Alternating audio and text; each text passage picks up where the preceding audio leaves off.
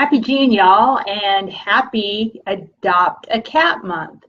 Since it is a special month where we're thinking about kitties, as well as our canine and avian and lagomorph and pocket pet and reptile and amphibian and all of our other family members, I wanted to launch my new Cat First Aid and CPCR certificate course. Now, just like bunnies aren't small cats, cats are not small dogs, and when they have something wrong with them, they exhibit pain differently than dogs do very often. They don't metabolize foods in exactly the same ways as dogs do. And also, they experience some different illnesses and injuries. Cats might, take a fall from a windowsill where they've been sunning themselves or off a rooftop. They need different vaccinations because they are susceptible to different diseases. Cats aren't going to get distemper or parvo from our dogs, but they can get all different things: feline leukemia, kitty AIDS, as we call it, rhinotracheitis, feline rhinotracheitis, calicivirus, panleukopenia. There are different diseases that affect our feline friends and do affect our dogs.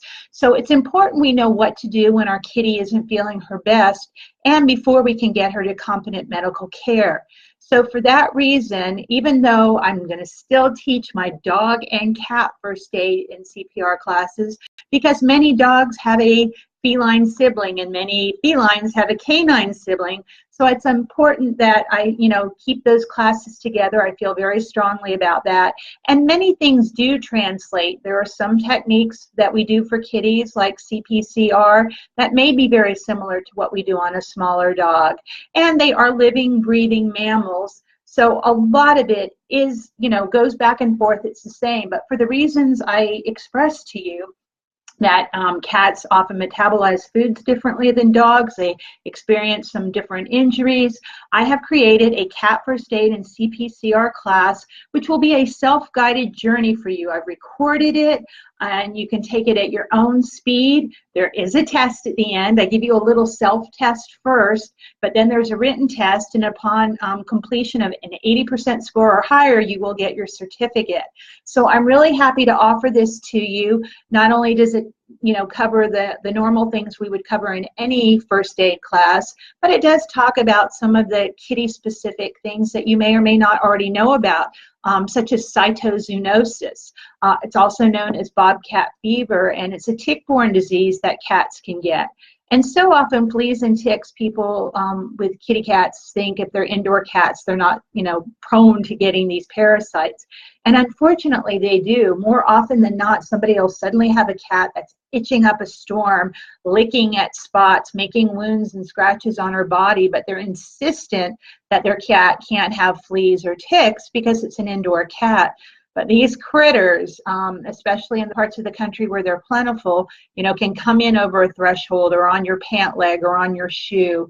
If there are other pets, if there are dogs in the house, they can certainly bring them on their fur too. So it does happen, and it's really some important things to know. That cytozoonosis in particular, what the bacteria does is it actually prevents blood flow to the various tissues of the body, and a cat can experience multiple organ shutdown very quickly.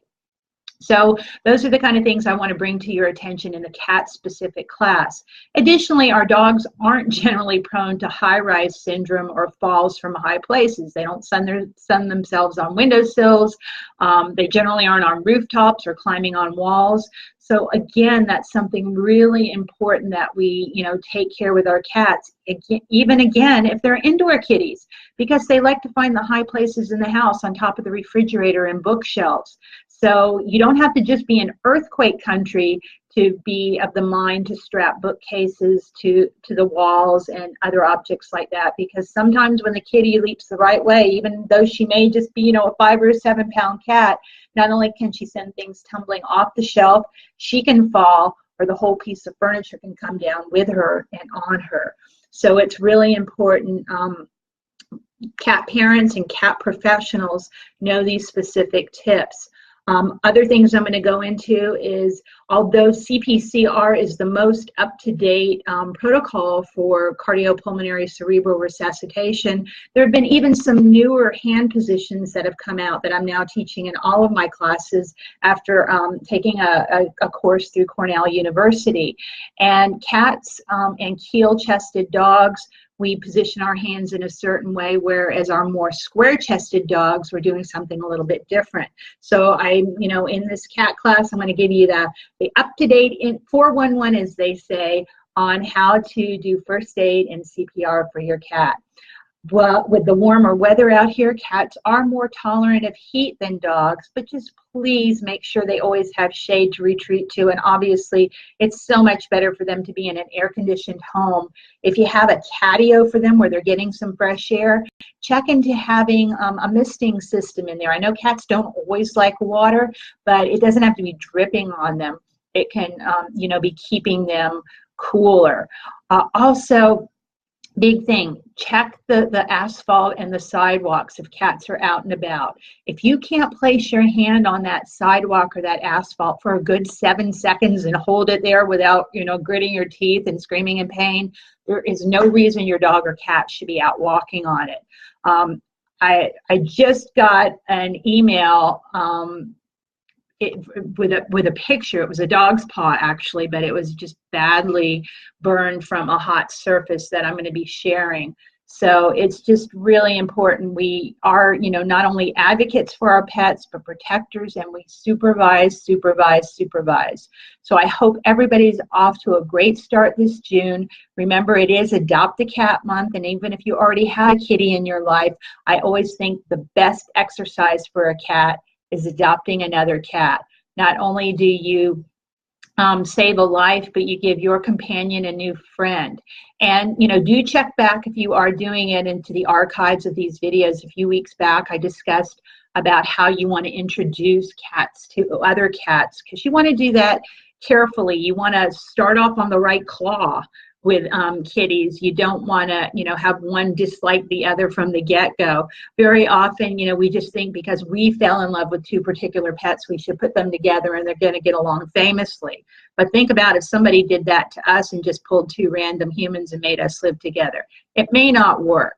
So make sure you do things right from the get-go, because you don't get a second chance to make that first impression. And please do check out my Cat First Aid and CPCR blog and the new class. And I hope you have a fabulous week with the canines, felines, and what other critters you have in your life. And stay tuned. In July, I'm going to have classes available for rabbit and pocket pet first aid and bird first aid basics. So I'm trying to give you as much good content as I can and help you to help the pets in your life. Bye-bye for now.